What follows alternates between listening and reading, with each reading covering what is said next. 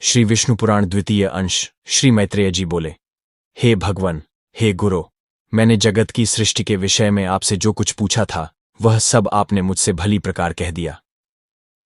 हे मुनिश्रेष्ठ, जगत की सृष्टि संबंधी आपने जो यह प्रथम अंश कहा है उसकी एक बात मैं और सुनना चाहता हूं। स्वयंभू मनु के जो प्रियव्रत और उत्तानपाद दो पुत्र थे, उनमें से उत्तानपाद के पुत्र ध्रुव के विषय में तो आपने कहा, किंतु हे द्विज, आपने प्रियव्रत की संतान के विषय में कुछ भी नहीं कहा। अतः मैं उसका वर्णन सुनना चाहता हूं, सो आप प्रसन्नतापूर्वक कहिए। श्री पराशर जी बोले, प्रियव्रत ने कर्दमजी की पुत्री से विवाह किया था।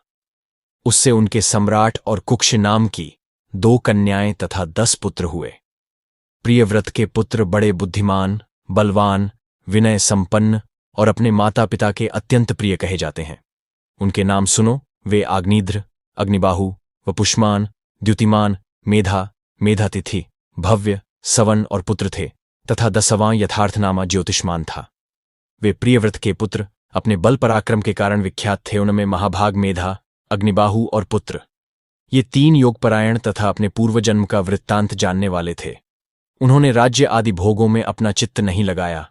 श्री मैत्रेय जी बोले, हे भगवान, हे गुरु, मैंने जगत की सृष्टि के विषय में आपसे जो कुछ पूछा था वह सब आपने मुझसे भली प्रकार कह दिया। हे मुनिश्रेष्ठ, जगत की सृष्टि संबंधी आपने जो यह प्रथम अंश कहा है उसकी एक बात मैं और सुनना चाहता हूं। स्वयंभू मनु के जो प्रियव्रत और उत्तानपाद 2 पुत्र थे, उनमें से उत्तानपाद के पुत्र ध्रुव के विषय में तो आपने कहा, किंतु हे द्विज, आपने प्रियव्रत की संतान के विषय में कुछ भी नहीं कहा। अतः मैं उसका वर्णन सुनना चाहता हूं, सो आप प्रसन्नतापूर्वक कहिए। श्री पराशर जी बोले, प्रियव्रत ने कर्दमजी की पुत्री से विवाह किया था। उससे उनके सम्राट और कुक्ष नाम की 2 कन्याएं तथा 10 पुत्र हुए। प्रियव्रत के पुत्र बड़े बुद्धिमान, बलवान, विनय संपन्न और अपने माता पिता के अत्यंत प्रिय कहे जाते हैं। उनके नाम सुनो। वे आग्निध्र, अग्निबाहु, वपुष्मान, द्युतिमान, मेधा, मेधातिथि, भव्य, सवर्ण और पुत्र थे तथा 10वां यथार्थनामा ज्योतिष्मान था। वे प्रियव्रत के पुत्र अपने बल पराक्रम के कारण विख्यात थे। उनमें महाभाग मेधा, अग्निबाहु और पुत्र, ये 3 योगपरायण तथा अपने पूर्व जन्म का वृत्तांत जानने वाले थे। उन्होंने राज्य आदि आम भोगों में अपना चित्त नहीं लगाया। हे मुने, वे निर्मल चित्त और कर्मफल की इच्छा से रहित थे तथा समस्त विषयों में सदा न्यायानुकूल ही प्रवृत्त होते थे। हे मुनिश्रेष्ठ, राजा प्रियव्रत ने अपने शेष 7 महात्मा पुत्रों को 7 द्वीप बांट दिए। हे महाभाग, पिता प्रियव्रत ने आग्निध्र को जम्बू द्वीप और मेधातिथि को प्लक्ष नामक दूसरा द्वीप दिया। उन्होंने शालमल द्वीप में वपुष्मान को अभिषिक्त किया, ज्योतिष्मान को कुशद्वीप का राजा बनाया, द्युतिमान को क्रौंच द्वीप के शासन पर नियुक्त किया, भव्य को प्रियव्रत ने शाकद्वीप का स्वामी बनाया और सवर्ण को पुष्कर द्वीप का अधिपति किया। हे मुनिसत्तम, उनमें जो जम्बू द्वीप के अधीश्वर राजा आग्निध्र थे, उनके प्रजापति के समान 9 पुत्र हुए। वे नाभि, किमपुरुष, हरिवर्ष, इलावृत, रम्य, हिरणवान, कुरु, भद्राश्व और सत्कर्मशील राजा केतुमाल थे। हे विप्र, अब उनके जम्बूद्वीप के विभाग सुनो। पिता आग्निध्र ने दक्षिण की ओर का हिमवर्ष, जिसे अब भारतवर्ष कहते हैं, नाभि को दिया। इसी प्रकार किमपुरुष को हेमकूटवर्ष तथा हरिवर्ष को तीसरा नैषधवर्ष दिया। जिसके मध्य में मेरु पर्वत है वह इलावृत वर्ष उन्होंने इलावृत को दिया तथा नीलाचल से लगा हुआ वर्ष रम्य को दिया। पिता आग्निध्र ने उसका उत्तरवर्ती श्वेत वर्ष हिरणवान को दिया तथा जो वर्ष श्रृंगवान पर्वत के उत्तर में स्थित है वह कुरु को, और जो मेरु के पूर्व में स्थित है वह भद्राश्व को दिया तथा केतुमाल को गंधमादन वर्ष दिया। इस प्रकार राजा आग्निध्र ने अपने पुत्रों को ये वर्ष दिए। हे मैत्रेय, अपने पुत्रों को इन वर्षों में अभिषिक्त कर वे तपस्या के लिए शालग्राम नामक महापवित्र क्षेत्र को चले गए। हे महामुने, किमपुरुष आदि जो 8 वर्ष हैं उनमें सुख की बहुलता है और बिना यत्न के स्वभाव से ही समस्त भोग सिद्धियां प्राप्त हो जाती हैं। उनमें किसी प्रकार के विपर्य, असुख या अकाल मृत्यु आदि तथा जरा मृत्यु आदि का कोई भय नहीं होता और न धर्म अधर्म अथवा उत्तम अधम और मध्यम आदि का ही भेद है। उन 8 वर्षों में कभी कोई युग परिवर्तन भी नहीं होता। महात्मा नाभि का हिम नामक वर्ष था। उनके मेरु देवी से अतिशय कांतिमान ऋषभ नामक पुत्र हुआ। ऋषभ जी से भरत का जन्म हुआ, जो उनके 100 पुत्रों में सबसे बड़े थे। महाभाग पृथ्वीपति ऋषभदेव जी धर्मपूर्वक राज्य शासन तथा विविध यज्ञों का अनुष्ठान करने के अनंतर अपने वीर पुत्र भरत को राज्याधिकार सौंपकर तपस्या के लिए पुलहाश्रम को चले गए। महाराज ऋषभ ने वहां भी वानप्रस्थ आश्रम की विधि से रहते हुए निश्चयपूर्वक तपस्या की तथा नियमानुकूल यज्ञानुष्ठान किए। वे तपस्या के कारण सूखकर अत्यंत कृश हो गए और उनके शरीर की शिराएं, रक्तवाहिनी नाड़ियां दिखाई देने लगीं। अंत में अपने मुख में एक पत्थर की बटिया रखकर उन्होंने नग्नावस्था में महाप्रस्थान किया। 123/554 पिता ऋषभदेव जी ने वन जाते समय अपना राज्य भरतजी को दिया था। अतः तब से यह हिमवर्ष इस लोक में भारतवर्ष नाम से प्रसिद्ध हुआ। भरतजी के सुर्म परम धार्मिक पुत्र हुआ। पिता भरत ने यज्ञानुष्ठ यथेच्छ राज्य सुख भोग कर उसे सुमति को सौंप दिया। हे मुने, महाराज भरत ने पुत्र को राज्य लक्ष्मी सौंपकर योगाभ्यास में तत्पर हो अंत में शालग्राम क्षेत्र में अपने प्राण छोड़ दिए। फिर इन्होंने योगियों के पवित्र कुल में ब्राह्मण रूप से जन्म लिया। हे मैत्रेय, इनका वह चरित्र मैं तुमसे फिर कहूंगा। तदनंतर सुमति के वीर्य से इंद्रद्युम्न का जन्म हुआ। उससे परमेष्ठी और परमेष्ठी का पुत्र प्रतिहार हुआ। प्रतिहार के प्रतिहर्ता नाम से विख्यात पुत्र उत्पन्न हुआ तथा प्रतिहर्ता का पुत्र भव, भव का उद्गीठ और उद्गीठ का पुत्र अति समर्थ प्रस्ताव हुआ। प्रस्ताव का पृथु, पृथु का नक्त और नक्त का पुत्र गय हुआ। गय के नर और उसके विराट नामक पुत्र हुआ। उसका पुत्र महावीर्य था। उससे धीमान का जन्म हुआ तथा धीमान का पुत्र महांत और उसका पुत्र मनस्यु हुआ। मनस्यु का पुत्र त्वष्टा, त्वष्टा का विरज और विरज का पुत्र रज हुआ। हे मुने, रज के पुत्र शतजित के 100 पुत्र उत्पन्न हुए। उनमें विश्वक ज्योति प्रधान था। उन 100 पुत्रों से यहां की प्रजा बहुत बढ़ गई। तब उन्होंने इस भारतवर्ष को 9 विभागों से विभूषित किया, अर्थात वे सब इसको 9 भागों में बांटकर भोगने लगे। उन्हीं के वंशधरों ने पूर्वकाल में कृतत्रेतादि युग क्रम से 71 युग पर्यंत इस भारत भूमि को भोगा था। हे मुने, यही इस वाराह कल्प में सबसे पहले मनवंतराधिप स्वयंभुव मनु का वंश है, जिसने उस समय इस संपूर्ण संसार को व्याप्त किया हुआ था। श्री मैत्रेय जी बोले, हे ब्राह्मण, आपने मुझसे स्वयंभुव मनु के वंश का वर्णन किया। अब मैं आपके मुखारविंद से संपूर्ण पृथ्वी मंडल का विवरण सुनना चाहता हूं। हे मुने, जितने भी सागर, द्वीप, वर्ष, पर्वत, वन, नदियां और देवता आदि की पुरियां हैं, उन सबका जितना जितना परिमाण है, जो आधार है, जो उपादान कारण है और जैसा आकार है, वह सब आप यथावत वर्णन कीजिए। श्री पराशर जी बोले, हे मैत्रेय, सुनो, मैं इन सब बातों का संक्षेप से वर्णन करता हूं। इनका विस्तार पूर्वक वर्णन तो 100 वर्ष में भी नहीं हो सकता। हे द्विज, जम्बू, प्लक्ष, शालमल, कुश, क्रौंच, शाक और सातवां पुष्कर, ये 7 द्वीप चारों ओर से खारे पानी, इक्षुरस, मदिरा, घृत, दधि, दुग्ध और मीठे जल के 7 समुद्रों से घिरे हुए हैं। हे मैत्रेय, जम्बूद्वीप इन सबके मध्य में स्थित है और उसके भी बीचों बीच में सुवर्णमय सुमेरु पर्वत है। इसकी ऊंचाई 84,000 योजन है और नीचे की ओर यह 16,000 योजन पृथ्वी में घुसा हुआ है। इसका विस्तार ऊपरी भाग में 32,000 योजन है तथा नीचे तलैटी में केवल 16,000 योजन है।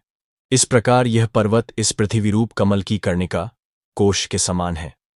इसके दक्षिण में हिमवान, हेमकूट और निषद तथा उत्तर में नील, श्वेत और श्रृंगी नामक वर्ष पर्वत हैं, जो भिन्न भिन्न वर्षों का विभाग करते हैं। उनमें बीच के 2 पर्वत निषद और नील 1-1 लाख योजन तक फैले हुए हैं। उनसे दूसरे 10-10 हजार योजन कम हैं, अर्थात हेमकूट और श्वेत 90-90 हजार योजन तथा हिमवान और श्रृंगी 80-80 सहस्र योजन तक फैले हुए हैं। वे सभी 2-2 सहस्र योजन ऊंचे और इतने ही चौड़े हैं। हे द्विज, मेरु पर्वत के दक्षिण की ओर पहला भारतवर्ष है तथा दूसरा किमपुरुष वर्ष और तीसरा हरिवर्ष है। उत्तर की ओर प्रथम रम्यक, फिर हिरण्मय और तदनंतर उत्तर कुरुवर्ष है, जो द्वीपमंडल की सीमा पर होने के कारण भारतवर्ष के समान धनुषाकार है। हे द्विज श्रेष्ठ, इनमें से प्रत्येक का विस्तार 9-9 हजार योजन है तथा इन सब के बीच में इलावृत वर्ष है, जिसमें सुवर्णमय सुमेरु पर्वत खड़ा हुआ है। हे महाभाग, यह इलावृत वर्ष सुमेरु के चारों ओर 9,000 योजन तक फैला हुआ है। इसके चारों ओर 4 पर्वत हैं। ये चारों पर्वत मानो सुमेरु को धारण करने के लिए ईश्वरकृत कीलियां हैं, क्योंकि इनके बिना ऊपर से विस्तृत और मूल में संकुचित होने के कारण सुमेरु के गिरने की संभावना है।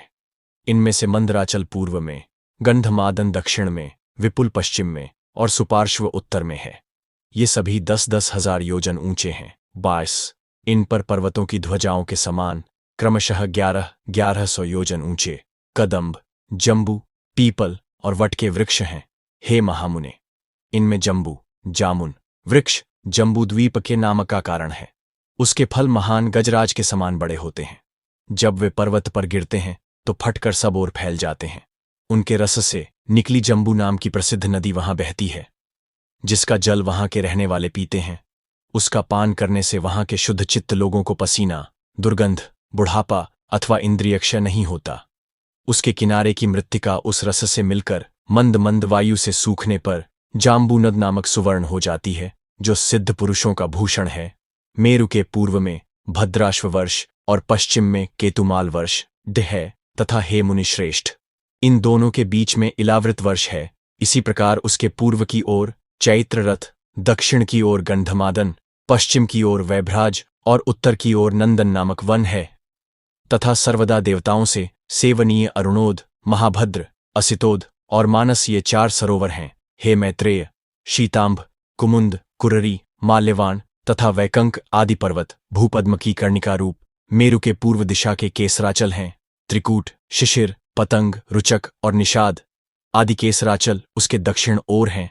शिखिवासा, वैडूर्य, कपिल, गंधमादन और जारुधि आदि उसके पश्चिमीय केसर पर्वत हैं तथा मेरु के अति समीपस्थ इलावृत वर्ष में और जठरादि देशों में स्थित शंखकूट, ऋषभ, हंस, नाग तथा कालंज आदि पर्वत उत्तर दिशा के केसराचल हैं। हे मैत्रेय, मेरु के ऊपर अंतरिक्ष में 14 सहस्र योजन के विस्तार वाली ब्रह्मा जी की महापुरी ब्रह्मपुरी है। उसके सब ओर दिशा एवं विदिशाओं में इंद्रादि लोकपालों के 8 अति रमणीक और विख्यात नगर हैं। श्री गंगा जी चंद्रमंडल को चारों ओर से आप्लावित कर स्वर्गलोक से ब्रह्मपुरी में गिरती हैं। वहां गिरने पर वे चारों दिशाओं में क्रम से सीता, अलकनंदा, चक्षु और भद्रा नाम से 4 भागों में विभक्त हो जाती हैं। उनमें से सीता पूर्व की ओर आकाश मार्ग से एक पर्वत से दूसरे पर्वत पर जाती हुई अंत में पूर्व स्थित भद्राश्व वर्ष को पार कर समुद्र में मिल जाती है।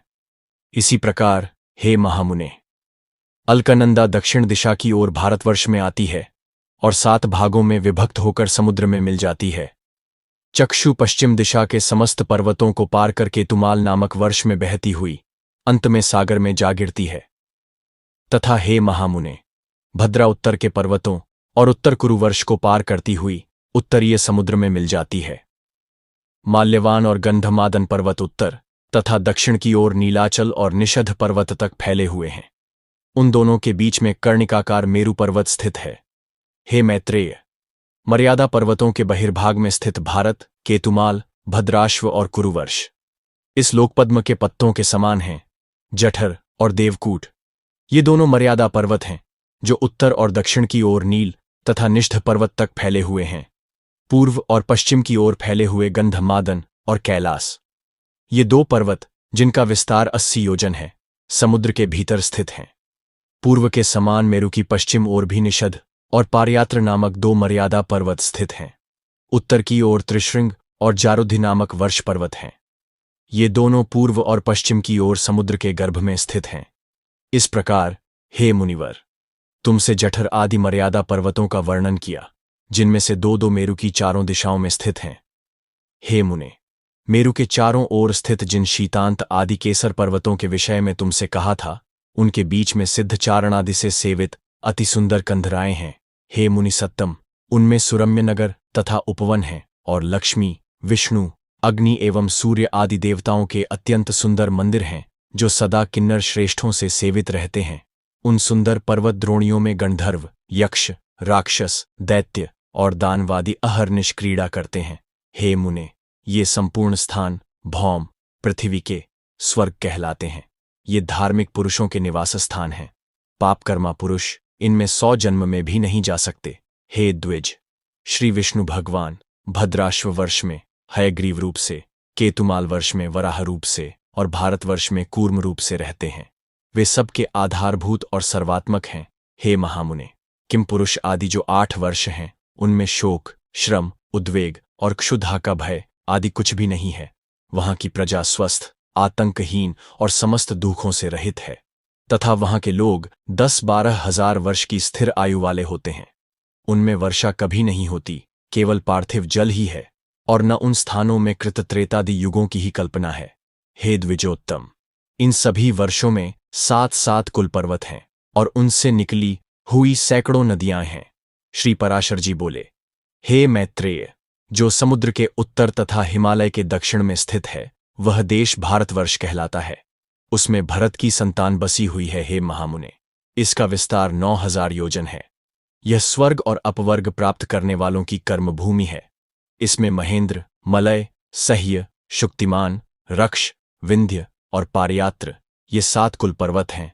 हे मुने, इसी देश में मनुष्य शुभ कर्मों द्वारा स्वर्ग अथवा मोक्ष प्राप्त कर सकते हैं और यहीं से पाप कर्मों में प्रवृत्त होने पर वे नरक अथवा तिर्यक योनि में पड़ते हैं। यहीं से कर्मानुसार स्वर्ग, मोक्ष, अंतरिक्ष अथवा पाताल आदि लोकों को प्राप्त किया जा सकता है।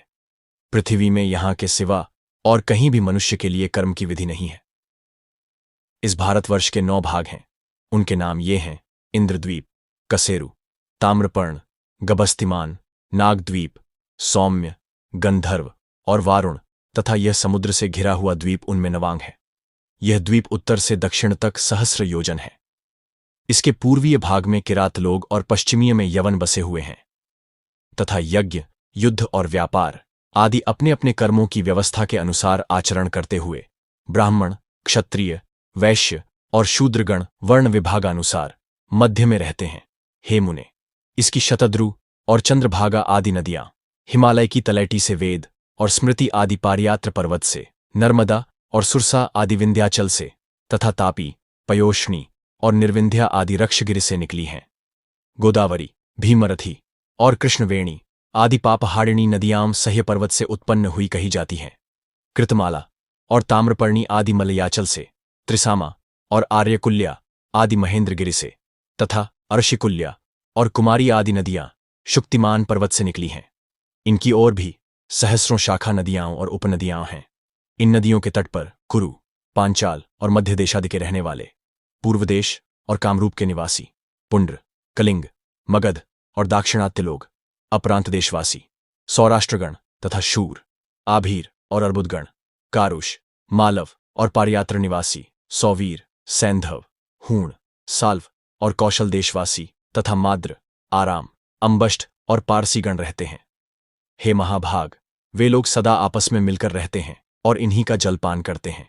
इनकी सन्निधि के कारण वे बड़े हृष्टपुष्ट रहते हैं। हे मुने, इस भारतवर्ष में ही सत्य युग, त्रेता, द्वापर और कलि नामक 4 युग हैं, अन्यत्र कहीं नहीं। इस देश में परलोक के लिए मुनिजन तपस्या करते हैं, याज्ञिक लोग यज्ञानुष्ठान करते हैं और दानीजन आदरपूर्वक दान देते हैं। जम्बू द्वीप में यज्ञमय यज्ञ पुरुष भगवान विष्णु का सदा यज्ञों द्वारा यजन किया जाता है। इसके अतिरिक्त अन्य द्वीपों में उनकी ओर और प्रकार से उपासना होती है। हे महामुने, इस जम्बू द्वीप में भी भारतवर्ष सर्वश्रेष्ठ है, क्योंकि यह कर्मभूमि है। इसके अतिरिक्त अन्यान्य देश भोग भूमियां हैं। हे सत्तम, जीव को सहस्रों जन्मों के अनंतर महान पुण्यों का उदय होने पर ही कभी इस देश में मनुष्य जन्म प्राप्त होता है। देवगण भी निरंतर यही गान करते हैं कि जिन्होंने स्वर्ग और अपवर्ग के मार्गभूत भारतवर्ष में जन्म लिया है, वे पुरुष हम देवताओं की अपेक्षा भी अधिक धन्य, बड़भागी हैं। जो लोग इस कर्म भूमि में जन्म लेकर अपने फलाकांक्षा से रहित कर्मों को परमात्म स्वरूप श्री विष्णु भगवान को अर्पण करने से निर्मल, पाप पुण्य से रहित होकर उन अनंत में ही लीन हो जाते हैं, वे धन्य हैं। पता नहीं अपने स्वर्गप्रद कर्मों का क्षय होने पर हम कहाँ जन्म ग्रहण करेंगे। धन्य तो वे ही मनुष्य हैं जो भारत भूमि में उत्पन्न होकर इंद्रियों की शक्ति से हीन नहीं हुए हैं। हे मैत्रेय, इस प्रकार 1,00,000 योजन के विस्तार वाले नववर्ष विशिष्ट इस जम्बूद्वीप का मैंने तुमसे संक्षेप से वर्णन किया। हे मैत्रेय, इस जम्बूद्वीप को बाहर चारों ओर से लाख योजन के विस्तार वाले वलयाकार खारे पानी के समुद्र ने घेरा हुआ है। श्री पराशर जी बोले, जिस प्रकार जम्बूद्वीप क्षारसमुद्र से घिरा हुआ है, उसी प्रकार क्षारसमुद्र को घेरे हुए प्लक्षद्वीप स्थित है। जम्बूद्वीप का विस्तार 1,00,000 योजन है, और हे ब्राह्मण, प्लक्षद्वीप का उससे दूना कहा जाता है।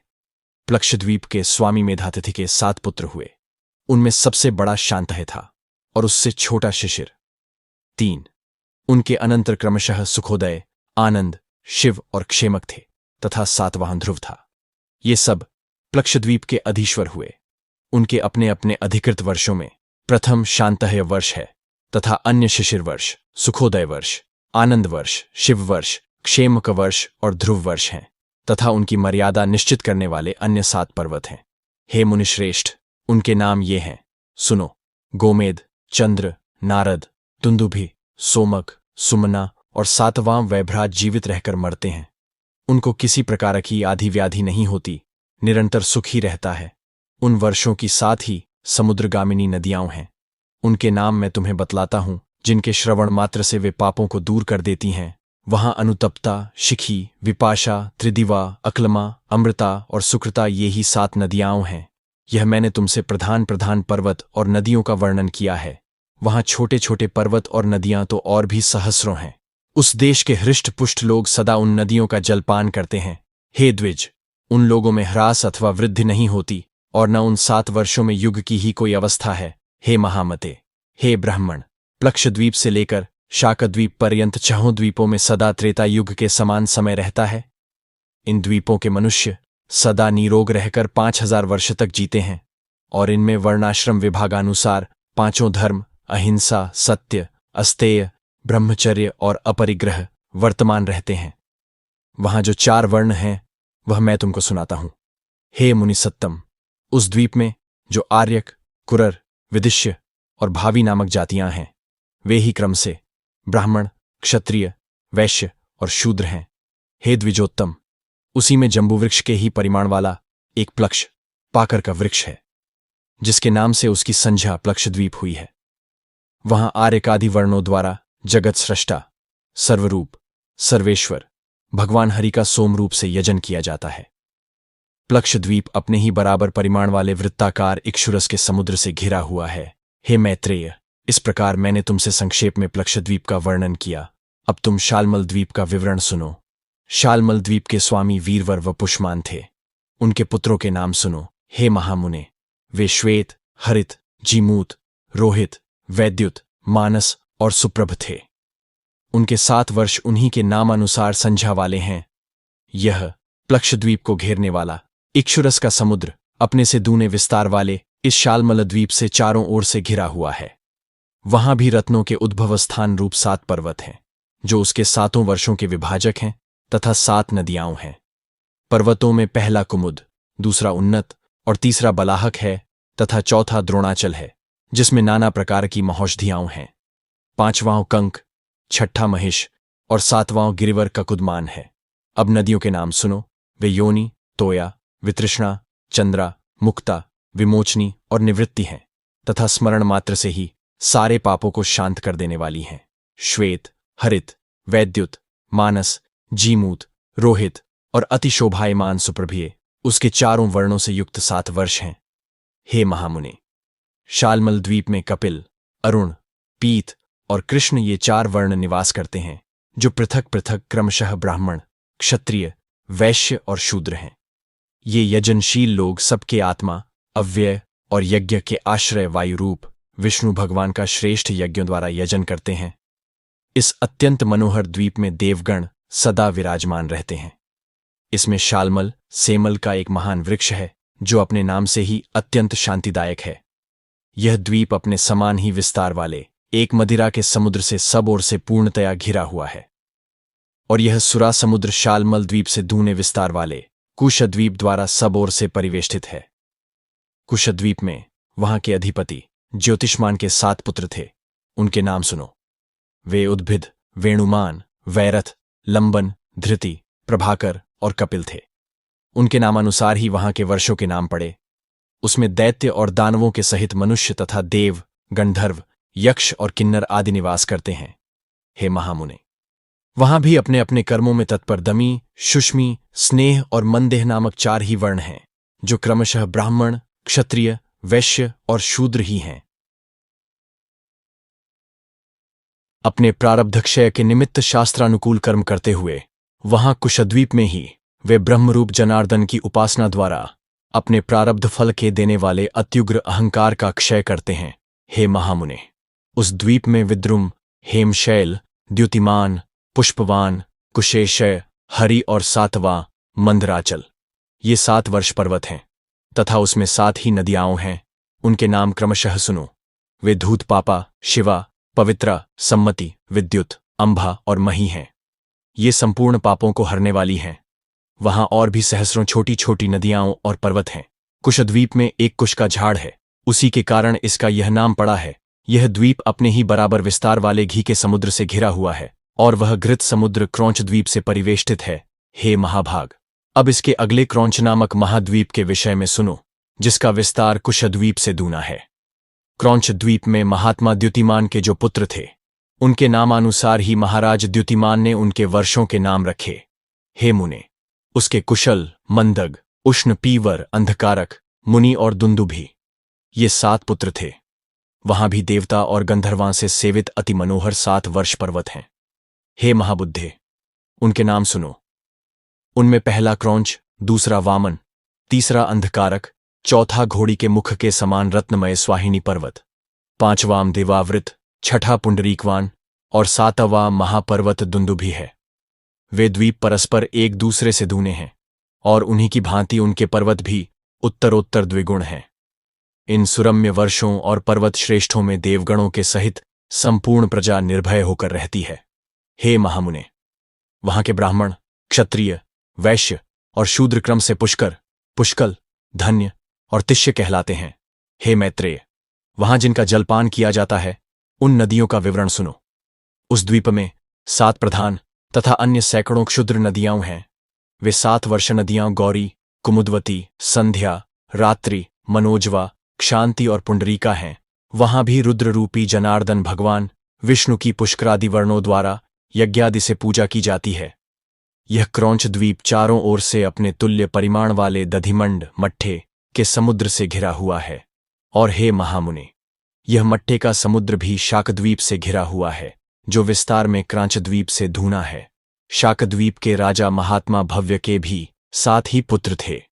उनको भी उन्होंने पृथक पृथक 7 वर्ष दिए। वे 7 पुत्र जल्द, कुमार, सुकुमार, मरीचक, कुसुमोद, मौदाकी और महाद्रुम थे। उन्हीं के नामानुसार वहां क्रमशः 7 वर्ष हैं और वहां भी वर्षों का विभाग करने वाले 7 ही पर्वत हैं। हे द्विज, वहां पहला पर्वत उदयाचल है और दूसरा जलाधार, तथा अन्य पर्वत रैवतक, श्याम, अस्ताचल, आंबिकेय और अति सुरम्य गिरिश्रेष्ठ केसरी हैं। वहां सिद्ध और गंधर्वों से सेवित एक अति महान शाकवृक्ष है, जिसके वायु का स्पर्श करने से हृदय में परम आह्लाद उत्पन्न होता है। वहां चातुर्वर्ण्य से युक्त अति पवित्र देश और समस्त पाप तथा भय को दूर करने वाली सुकुमारी, कुमारी, नलिनी, धेनुका, इक्षु, वेणुका और गबस्ती, ये 7 महापवित्र नदियां हैं। हे महामुने, इनके सिवा उस द्वीप में और भी सैकड़ों छोटी छोटी नदियां और सैकड़ों हजारों पर्वत हैं। स्वर्ग भोग के अनंतर जिन्होंने पृथ्वी तल पर आकर जल्द आदि वर्षों में जन्म ग्रहण किया है, वे लोग प्रसन्न होकर उनका जल पान करते हैं। उन 7 वर्षों में धर्म का ह्यस, पारस्परिक संघर्ष, कलह अथवा मर्यादा का उल्लंघन कभी नहीं होता। वहां मग, मागध, मानस और मंदग ये 4 वर्ण हैं। इनमें मग सर्वश्रेष्ठ ब्राह्मण हैं, मागध क्षत्रिय हैं, मानस वैश्य हैं तथा मंदग शूद्र हैं। हे मुने, शाकद्वीप में शास्त्रानुकूल कर्म करने वाले पूर्वोक्त 4 वर्णों द्वारा संयत चित्त से विधिपूर्वक सूर्य रूपधारी भगवान विष्णु की उपासना की जाती है। हे मैत्रेय, वह शाकद्वीप अपने ही बराबर विस्तार वाले मंडलाकार दुग्ध के समुद्र से घिरा हुआ है। और हे ब्राह्मण, वह क्षीर समुद्र शाकद्वीप से दूने परिमाण वाले पुष्कर द्वीप से परिवेष्टित है। पुष्कर द्वीप में वहां के अधिपति महाराज सवर्ण के महावीर और धातकी नामक 2 पुत्र हुए। अतः उन दोनों के नामानुसार उसमें महावीर खंड और धातकी खंड नामक 2 वर्ष हैं। हे महाभाग, इसमें मानसोत्तर नामक एक ही वर्ष पर्वत कहा जाता है, जो इसके मध्य में वलयाकार स्थित है तथा 50 सहस्र योजन ऊंचा और इतना ही सब ओर गोलाकार फैला हुआ है। यह पर्वत पुष्कर द्वीप रूप गोले को मानो बीच में से विभक्त कर रहा है, और इससे विभक्त होने से उसमें 2 वर्ष हो गए हैं। उनमें से प्रत्येक वर्ष, और वह पर्वत वलयाकार ही है, वहां के मनुष्य रोग, शोक और राग द्वेषादि से रहित हुए 10 सहस्त्र वर्ष तक जीवित रहते हैं। हे द्विज, उनमें उत्तम अधम अथवा वध्यवधक आदि विरोधी भाव नहीं है, और न उनमें ईर्ष्या, असूया, भय, द्वेष और लोभादि दोष ही हैं। महावीर वर्ष मानसोत्तर पर्वत के बाहर की ओर है और धातकी खंड भीतर की ओर। इनमें देव और दैत्य आदि निवास करते हैं। 2 खंडों से युक्त उस पुष्कर द्वीप में सत्य और मिथ्या का व्यवहार नहीं है, और न उसमें पर्वत तथा नदियां ही हैं। वहां के मनुष्य और देवगण समान वेश और समान रूप वाले होते हैं। हे मैत्रेय, वर्णाश्रमाचार से हीन, काम्य कर्मों से रहित तथा वेदत्रयी, कृष्य, दंड नीति और शुश्रूषा आदि से शून्य वे दोनों वर्ष तो मानो अत्युत्तम भौम पृथ्वी के स्वर्ग हैं। हे मुने, उन महावीर और धातकी खंड नामक वर्षों में काल, समय समस्त ऋतुओं में सुखदायक और जरा तथा रोगादि से रहित रहता है। पुष्कर द्वीप में ब्रह्मा जी का उत्तम निवास स्थान एक न्यग्रोध वट का वृक्ष है, जहां देवता और दानवादि से पूजित श्री ब्रह्मा जी विराजते हैं।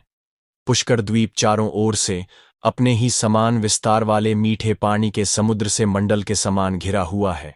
इस प्रकार 7 द्वीप 7 समुद्रों से घिरे हुए हैं, और वे द्वीप तथा उन्हें घेरने वाले समुद्र परस्पर समान हैं और उत्तरोत्तर दूने होते गए हैं। सभी समुद्रों में सदा समान जल रहता है, उसमें कभी न्यूनता अथवा अधिकता नहीं होती। हे मुनिश्रेष्ठ, पात्र का जल जिस प्रकार अग्नि का संयोग होने से उबलने लगता है, उसी प्रकार चंद्रमा की कलाओं के बढ़ने से समुद्र का जल भी बढ़ने लगता है। शुक्ल और कृष्ण पक्षों में चंद्रमा के उदय और अस्त से न्यूनाधिक न होते हुए ही जल घटता और बढ़ता है। हे महामुने, समुद्र के जल की वृद्धि और क्षय 510 अंगुल तक देखी जाती है। हे विप्र, पुष्कर द्वीप में संपूर्ण प्रजा वर्ग सर्वदा बिना प्रयत्न के अपने आप ही प्राप्त हुए षड्रस भोजन का आहार करते हैं, स्वादुदक मीठे पानी के। समुद्र के चारों ओर लोक निवास से शून्य और समस्त जीवों से रहित उससे दूनी सुवर्णमयी भूमि दिखाई देती है। वहां 10 सहस्र योजन विस्तार वाला लोकालोक पर्वत है। वह पर्वत ऊंचाई में भी उतने ही सहस्त्र योजन है। उसके आगे उस पर्वत को सब ओर से आवृत कर घोर अंधकार छाया हुआ है, तथा वह अंधकार चारों ओर से ब्रह्मांड कटाह से आवृत है। हे महामुने, अंडकटाह के सहित द्वीप, समुद्र और पर्वतादयुक्त यह समस्त भूमंडल 50 करोड़ योजन विस्तार वाला है। हे मैत्रेय, आकाशादि समस्त भूतों से अधिक गुण वाली यह पृथ्वी संपूर्ण जगत की आधारभूता और उसका पालन तथा उद्भव करने वाली है। श्री पराशर जी बोले, हे द्विज, मैंने तुमसे यह पृथ्वी का विस्तार कहा। इसकी ऊंचाई भी 70 सहस्त्र योजन कही जाती है। हे मुनिसत्तम, अतल, वितल, नितल, गभस्तिमान, महातल, सुतल और पाताल इन 7 में से प्रत्येक 10-10 सहस्र योजन की दूरी पर है। हे मैत्रेय, सुंदर महलों से सुशोभित वहां की भूमियां शुक्ल, कृष्ण, अरुण और पीत वर्ण की तथा शर्करामयी, कंकरीली, शैली, पत्थर की और सुवर्णमयी है। हे महामुने, उनमें दानव, दैत्य, यक्ष और बड़े बड़े नाग आदिकों की सैकड़ों जातियां निवास करती हैं। एक बार नारद जी ने पाताल लोक से स्वर्ग में आकर वहां के निवासियों से कहा था कि पाताल तो स्वर्ग से भी अधिक सुंदर है, जहां नागगण के आभूषणों में सुंदर प्रभायुक्त आह्लादकारिणी शुभ्र मणियां जड़ी हुई हैं। उस पाताल को किसके समान कहें? जहां तहां दैत्य और दानवों की कन्याओं से सुशोभित पाताल लोक में किस मुक्त पुरुष की भी प्रीति न होगी? जहां दिन में सूर्य की किरणें केवल प्रकाश ही करती हैं, घाम नहीं करती, तथा रात में चंद्रमा की किरणों से शीत नहीं होता, केवल चांदनी ही फैलती है। जहां भक्ष्य, भोज्य और महापानादि के भोगों से आनंदित सर्पों तथा दानवादिकों को समय जाता हुआ भी प्रतीत नहीं होता। जहां सुंदर वन, नदियां, रमणीय सरोवर और कमलों के वन हैं, जहां नरकोकिलों की सुमधुर कूक गूंजती है एवं आकाश मनोहारी है। और हे द्विज, जहां पाताल निवासी दैत्य, दानव एवं नागगण द्वारा अति स्वच्छ आभूषण, सुगंधमय अनुलेपन, वीणा, वेणु और मृदंगादि के स्वर तथा तूर्य, ये सब एवं भाग्यशालियों के भोगने योग्य और भी अनेक भोग भोगे जाते हैं। पातालों के नीचे विष्णु भगवान का शेष नामक जो तमोमय विग्रह है, उसके गुणों का दैत्य अथवा दानवगण भी वर्णन नहीं कर सकते। जिन देवर्षि पूजित देव का सिद्धगण अनंत कहकर बखान करते हैं, वे अति निर्मल, स्पष्ट स्वस्तिक चिन्हों से विभूषित तथा सहस्त्र सिर वाले हैं, जो अपने फणों की सहस्र मणियों से संपूर्ण दिशाओं को देदीप्यमान करते हुए संसार के कल्याण के लिए समस्त असुरों को वीर्यहीन करते रहते हैं। मद के कारण अरुण नयन, सदैव एक ही कुंडल पहने हुए तथा मुकुट और माला आदि धारण किए, जो अग्नियुक्त श्वेत पर्वत के समान सुशोभित हैं। मद से उन्मत्त हुए, जो नीलांबर तथा श्वेत हारों से सुशोभित होकर मेघमाला और गंगा प्रवाह से युक्त दूसरे कैलाश पर्वत के समान विराजमान हैं। 17 मिला, जो अपने हाथों में हल और उत्तम मूसल धारण किए हैं तथा जिनकी उपासना शोभा और वारुणी देवी स्वयं मूर्तिमती होकर करती हैं। कल्पांत में जिनके मुखों से विषाग्नि शिखा के समान देदीप्यमान संकर्षण नामक रुद्र निकलकर तीनों लोकों का भक्षण कर जाता है, वह समस्त देवगणों से वंदित शेष भगवान अशेष भूमंडल को मुकुटवत धारण किए हुए पाताल तल में विराजमान हैं। उनका बलवीर्य, प्रभाव, स्वरूप, तत्व और रूप आकार देवताओं से भी नहीं जाना और कहा जा सकता। जिनके फणों की मणियों की आभा से अरुणवर्ण हुई, यह समस्त पृथ्वी फूलों की माला के समान रखी हुई है। उनके बलवीर्य का वर्णन भला कौन करेगा। जिस समय मदमत्तनयन शेषजी जमुहाई लेते हैं, उस समय समुद्र और वन आदि के सहित यह संपूर्ण पृथ्वी चलायमान हो जाती है। इनके गुणों का अंत गंधर्व, अप्सरा, सिद्ध, किन्नर, नाग और चारण आदि कोई भी नहीं पा सकते। इसलिए ये अविनाशी देव अनंत कहलाते हैं। जिनका नाग वधुओं द्वारा लेपित हरिचंदन पुनः पुनः श्वास वायु से छूट छूट कर दिशाओं को सुगंधित करता रहता है।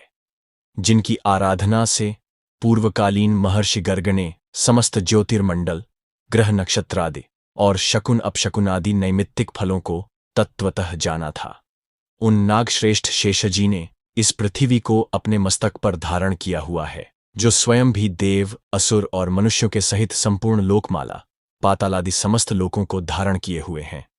श्री पराशर जी बोले, हे विप्र, तदनंतर पृथ्वी और जल के नीचे नरक हैं, जिनमें पापी लोग गिराए जाते हैं। हे महामुने, उनका विवरण सुनो। रौरव, सूकर, रोध, ताल, विषसण, महाज्वाल, तप्तकुंभ, लवण, विलोहित, रुधिरांभ, वैतरणी, कृमीश, कृमिभोजन, असिपत्रवण, कृष्ण, लालाभक्ष, दारुण, पुएवह, पाप, वहनिज्वाल, अधशिरा, संदंश, कालसूत्र, तमस, आवीची, श्वभोजन प्रतिष्ठ और अप्रचि, ये सब तथा इनके सिवा और भी अनेकों महाभयंकर नरक हैं, जो यमराज के शासनाधीन हैं और अति दारुण शस्त्र भय तथा अग्नि भय देने वाले हैं। और जिनमें जो पुरुष पापरत होते हैं, वे ही गिरते हैं। जो पुरुष कूट साक्षी, झूठा गवाह अर्थात जानकर भी न बतलाने वाला या कुछ का कुछ कहने वाला होता है, अथवा जो पक्षपात से यथार्थ नहीं बोलता और जो मिथ्या भाषण करता है, वह रौरव नरक में जाता है। हे मुनिसत्तम, भ्रूण, गर्भ नष्ट करने वाले, ग्रामनाशक और गोहत्यारे लोग रोध नामक नरक में जाते हैं, जो श्वासोच्छ्वास को रोकने वाला है, मद्यपान करने वाला, ब्रह्मघाती, सुवर्ण चुराने वाला तथा जो पुरुष इनका संग करता है, ये सब सूकर नरक में जाते हैं। क्षत्रिय अथवा वैश्य का वध करने वाला ताल नरक में तथा गुरुस्त्री के साथ गमन करने वाला, भगिनीगामी और राजदूतों को मारने वाला पुरुष तप्त कुंड नरक में पड़ता है। सती स्त्री को बेचने वाला, कारागृह रक्षक, अश्व विक्रेता और भक्त पुरुष का त्याग करने वाला, ये सब लोग तप्तलोह नरक में गिरते हैं। पुत्रवधू और पुत्री के साथ विषय करने वाला पुरुष महाज्वाल नरक में गिराया जाता है। तथा जो नराधम गुरुजनों का अपमान करने वाला और उनसे दुर्वचन बोलने वाला होता है, तथा जो वेद की निंदा करने वाला, वेद बेचने वाला या अगम्या स्त्री से संभोग करता है, हे द्विज, वे सब लवण नरक में जाते हैं। चोर तथा मर्यादा का उल्लंघन करने वाला पुरुष विलोहित नरक में गिरता है। देव, द्विज और पितृगण से द्वेष करने वाला तथा रत्न को दूषित करने वाला कृमिभक्षण नरक में और अनिष्ट यज्ञ करने वाला कृमिशन नरक में जाता है। जो नराधम पितृगण, देवगण और अतिथियों को छोड़कर उनसे पहले भोजन कर लेता है, वह अति उग्र लालाभक्षण नरक में पड़ता है और बाण बनाने वाला वेधक नरक में जाता है। जो मनुष्य कर्णी नामक बाण बनाते हैं और जो खड्गादि शस्त्र बनाने वाले हैं, वे अति दारुण विषसन नरक में गिरते हैं। असत प्रतिग्रह, दूषित उपायों से धन संग्रह करने वाला, अयाज्ञ याजक और नक्षत्रोपजीवी, नक्षत्र विद्या को न जानकर भी उसका ढोंग रचने वाला पुरुष अधोमुख नरक में पड़ता है। साहस, निष्ठुर कर्म करने वाला पुरुष पूय वह नरक में जाता है, तथा पुत्र मित्रादि की वंचना करके अकेले ही स्वादुभोजन करने वाला और लाख, मांस, रस, तिल तथा लवण आदि बेचने वाला ब्राह्मण भी उसी पूय वह नरक में गिरता है। हे द्विज श्रेष्ठ, बिलाव, कुक्कुट, छाग, अश्व, शूकर तथा पक्षियों को जीविका के लिए पालने से भी पुरुष उसी नरक में जाता है। नट या मल्ल वृत्ति से रहने वाला, धीवर का कर्म करने वाला, कुंड उपपति से उत्पन्न संतान का अन्न खाने वाला, विष देने वाला, चुगलखोर, स्त्री की अस्वृत्ति के आश्रय रहने वाला, धन आदि के लोभ से बिना पर्व के अमावास्या आदि पर्व दिनों का कार्य कराने वाला द्विज, घर में आग लगाने वाला, मित्र की हत्या करने वाला, शकुन आदि बताने वाला, ग्राम का पुरोहित तथा सोम, मदिरा बेचने वाला, ये सब रुधिरांध नरकम में गिरते हैं। यज्ञ अथवा ग्राम को नष्ट करने वाला पुरुष वैतरणी नरक में जाता है, तथा जो लोग वीर्यपात आदि करने वाले, खेतों की बाढ़ तोड़ने वाले, अपवित्र और छल वृत्ति के आश्रय रहने वाले होते हैं, वे कृष्ण नरक में गिरते हैं। जो वृथा ही वनों को काटता है वह असिपत्र वन नरक में जाता है। मेषोपजीवी, गडरिये और व्याधगण वह निजवाल नरक में गिरते हैं। तथा हे द्विज, जो कच्चे घड़ों अथवा ईंट आदि को पकाने के लिए उनमें अग्नि डालते हैं, वे भी उस वह निजवाल नरक में ही जाते हैं। व्रतों को लोप करने वाले तथा अपने आश्रम से पतित दोनों ही प्रकार के पुरुष संदंश नामक नरक में गिरते हैं। जिन ब्रह्मचारियों का दिन में तथा सोते समय बुरी भावना से वीर्यपात हो जाता है, अथवा जो अपने ही पुत्रों से पढ़ते हैं, वे लोग स्वभोजन नरक में गिरते हैं। इस प्रकार ये तथा अन्य सैकड़ों हजारों नरक हैं, जिनमें दुष्कर्मी लोग नाना प्रकार की यातनाएं भोगा करते हैं। इन उपर्युक्त पापों के समान और भी सहस्त्रों पाप कर्म हैं, उनके फल मनुष्य भिन्न भिन्न नरकों में भोगा करते हैं। जो लोग अपने वर्णाश्रम धर्म के विरुद्ध मन, वचन अथवा कर्म से कोई आचरण करते हैं, वे नरक में गिरते हैं। अधोमुख नरक निवासियों को स्वर्गलोक में देवगण दिखाई दिया करते हैं, और देवता लोग नीचे के लोकों में नारकी जीवों को देखते हैं। पापी लोग नरक भोग के अनंतर क्रम से स्थावर, कृमि, जलचर, पक्षी, पशु, मनुष्य, धार्मिक पुरुष, देवगण तथा मुमुक्षु होकर जन्म ग्रहण करते हैं। हे महाभाग, मुमुक्षु पर्यंत इन सब में दूसरों की अपेक्षा पहले प्राणी संख्या में सहस्र गुण अधिक हैं। जितन जी स्वर्ग में है उतने ही नरक में है। जो पापी पुरुष अपने पाप का प्रायश्चित्त नहीं करते, वे ही नरक में जाते हैं। भिन्न भिन्न पापों के अनुरूप जो जो प्रायश्चित्त हैं, उन्हीं उन्हीं को महर्षियों ने वेदार्थ का स्मरण करके बताया है। हे मैत्रेय, स्वयं भुवमनु आदि स्मृतिकार्य ने महान पापों के लिए महान और अल्पों के लिए अल्प प्रायश्चित्तों की व्यवस्था की है।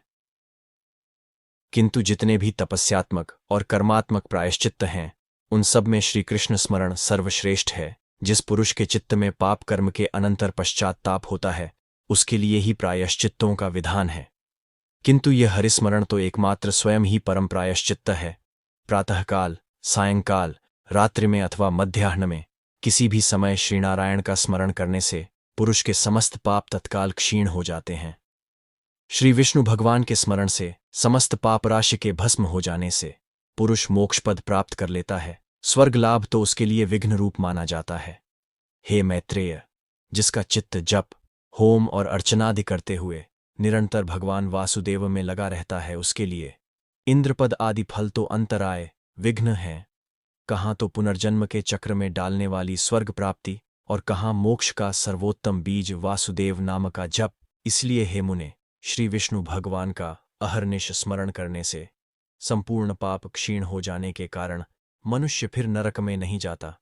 चित्त को प्रिय लगने वाला ही स्वर्ग है और उसके विपरीत अप्रिय लगने वाला ही नरक है। हे द्विजोत्तम, पाप और पुण्य ही के दूसरे नाम नरक और स्वर्ग हैं, जबकि एक ही वस्तु सुख और दुख तथा ईर्ष्या और कोप का कारण हो जाती है, तो उसमें वस्तुता नियत स्वभावत्व ही कहाँ है। क्योंकि एक ही वस्तु कभी प्रीति की कारण होती है तो वही दूसरे समय दुखदायिनी हो जाती है, और वही कभी क्रोध की हेतु होती है तो कभी प्रसन्नता देने वाली हो जाती है। अतः कोई भी पदार्थ दुखमय नहीं है और न कोई सुखमय है। ये सुख दुख तो मन के ही विकार हैं। परमार्थतः ज्ञान ही परब्रह्म है और अविद्या की उपाधि से वही बंधन का कारण है। यह संपूर्ण विश्व ज्ञानमय ही है, ज्ञान से भिन्न और कोई वस्तु नहीं है। हे मैत्रेय, विद्या और अविद्या को भी तुम ज्ञान ही समझो। हे द्विज, इस प्रकार मैंने तुमसे समस्त भूमंडल, संपूर्ण पाताल लोक और नरकों का वर्णन कर दिया। समुद्र, पर्वत, द्वीप, वर्ष और नदियां, इन सभी की मैंने संक्षेप से व्याख्या कर दी। अब तुम और क्या सुनना चाहते हो? श्री मैत्रेय जी बोले, ब्राह्मण, आपने मुझसे समस्त भूमंडल का वर्णन किया। हे मुने, अब मैं भुवरलोक आदि समस्त लोकों के विषय में सुनना चाहता हूं। हे महाभाग, मुझे जिज्ञासु से आप ग्रहगण की स्थिति तथा उनके परिमाण आदि का यथावत वर्णन कीजिए। श्री पराशर जी बोले, जितनी दूर तक सूर्य और चंद्रमा की किरणों का प्रकाश जाता है, समुद्र, नदी और पर्वतादि से युक्त उतना प्रदेश पृथ्वी कहलाता है। हे द्विज, जितना पृथ्वी का विस्तार और परिमंडल घेरा है, उतना ही विस्तार और परिमंडल भूवरलोक का भी है। हे मैत्रेय, पृथ्वी से 1,00,000 योजन दूर सूर्यमंडल है और सूर्यमंडल से भी 1,00,000 योजन के अंतर पर चंद्रमंडल है। चंद्रमा से पूरे 100,000 1,00,000 योजन ऊपर संपूर्ण नक्षत्र मंडल प्रकाशित हो रहा है। हे ब्राह्मण, नक्षत्र मंडल से 2,00,000 योजन ऊपर बुध और बुध से भी 2,00,000 योजन ऊपर शुक्र स्थित है। शुक्र से इतनी ही दूरी पर मंगल हैं और मंगल से भी 2,00,000 योजन ऊपर बृहस्पति जी हैं। हे द्विजोत्तम, बृहस्पति जी से 2,00,000 योजन ऊपर शनि हैं और शनि से 1,00,000 योजन के अंतर पर सप्तर्षि मंडल है तथा सप्तर्षियों से भी 100,000 योजन ऊपर समस्त ज्योतिष चक्र की नाभिरूप ध्रुव मंडल स्थित है। हे महामुने, मैंने तुमसे यह त्रिलोकी की उच्चता के विषय में वर्णन किया। यह त्रिलोकी यज्ञ फल की भोग भूमि है और यज्ञानुष्ठान की स्थिति इस भारतवर्ष में ही है। ध्रुव से 1 करोड़ योजन ऊपर महरलोक है, जहां कल्पांत पर्यंत रहने वाले भृगु आदि सिद्धगण रहते हैं। हे मैत्रेय, उससे भी 2 करोड़ योजन ऊपर जनलोक है, जिसमें ब्रह्मा जी के प्रख्यात पुत्र निर्मल चित्त सनकादि रहते हैं। जनलोक से 4 गुना अर्थात 8 करोड़ योजन ऊपर तपलोक है। वहां वैराज नामक देवगणों का निवास है, जिनका कभी दाह नहीं होता। तपलोक से 6 गुना अर्थात 12 करोड़ योजन के अंतर पर सत्यलोक सुशोभित है, जो ब्रह्मलोक भी कहलाता है और जिसमें फिर न मरने वाले अमरगण निवास करते हैं। जो भी पार्थिव वस्तु चरण संचार के योग्य है, वह भूरलोक ही है। उसका विस्तार मैं कह चुका। हे मुनिश्रेष्ठ, पृथ्वी और सूर्य के मध्य में जो सिद्धगण और मुनिगण सेवित स्थान है, वही दूसरा भूवरलोक है। सूर्य और ध्रुव के बीच में जो 14,00,000 योजन का अंतर है, उसी को लोकस्थिति का विचार करने वालों ने स्वरलोक कहा है। हे मैत्रेय, ये भूव स्व कृतक त्रैलोक्य कहलाते हैं और जन, तप तथा सत्य ये तीनों अकृतक लोक हैं। इन कृतक और अकृतक त्रिलोकियों के मध्य में महरलोक कहा जाता है, जो कल्पांत में केवल जन शून्य हो जाता है, अत्यंत नष्ट नहीं होता, इसलिए यह कृतक का कृत कहलाता है। हे मैत्रेय, इस प्रकार मैंने तुमसे ये 7 लोक और 7 ही पाताल कहे। इस ब्रह्मांड का बस इतना ही विस्तार है।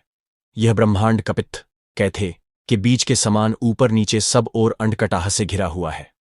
हे मैत्रेय, यह अंड अपने से 10 गुने जल से आवृत है और वह जल का संपूर्ण आवरण अग्नि से घिरा हुआ है। अग्नि वायु से और वायु आकाश से परिवेष्टित है तथा आकाश भूतों के कारण तामस अहंकार और अहंकार महत्तत्व से घिरा हुआ है। हे मैत्रेय, ये 7 उत्तरोत्तर एक दूसरे से 10 गुने हैं।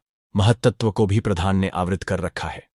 वह अनंत है तथा उसका न कभी अंत नाश होता है और न कोई संख्या ही है, क्योंकि हे मुने, वह अनंत, असंख्येय, अपरिमेय और संपूर्ण जगत का कारण है और वही परा प्रकृति है। उसमें ऐसे ऐसे हजारों, लाखों तथा सैकड़ों करोड़ ब्रह्मांड हैं। जिस प्रकार काष्ठ में अग्नि और तिल में तैल रहता है, उसी प्रकार स्वप्रकाश चेतनात्मा व्यापक पुरुष प्रधान में स्थित है। बौसो हे महाबुद्धे, ये संश्रयशील आपस में मिले हुए प्रधान और पुरुष भी समस्त भूतों की स्वरूप भूता विष्णु शक्ति से आवृत हैं।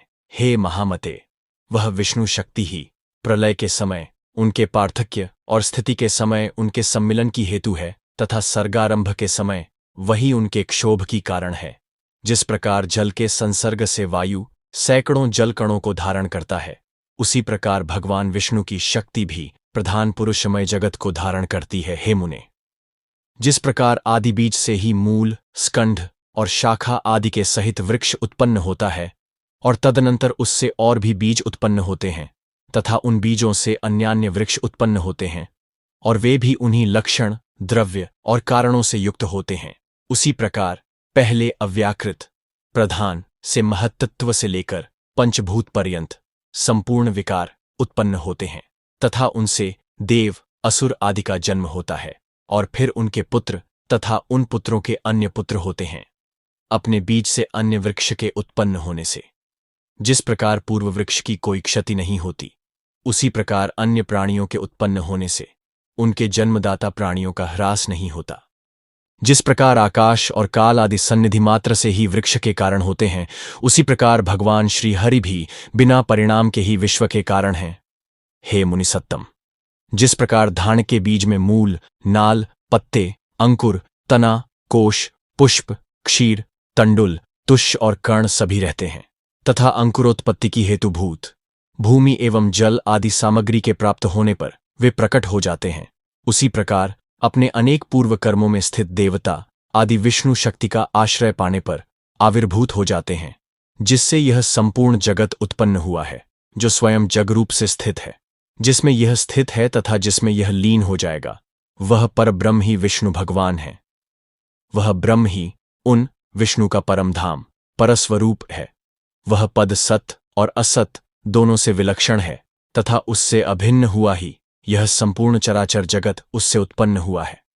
वही अव्यक्त मूल प्रकृति है, वही व्यक्त स्वरूप संसार है। उसी में यह संपूर्ण जगत लीन होता है तथा उसी के आश्रय स्थित है।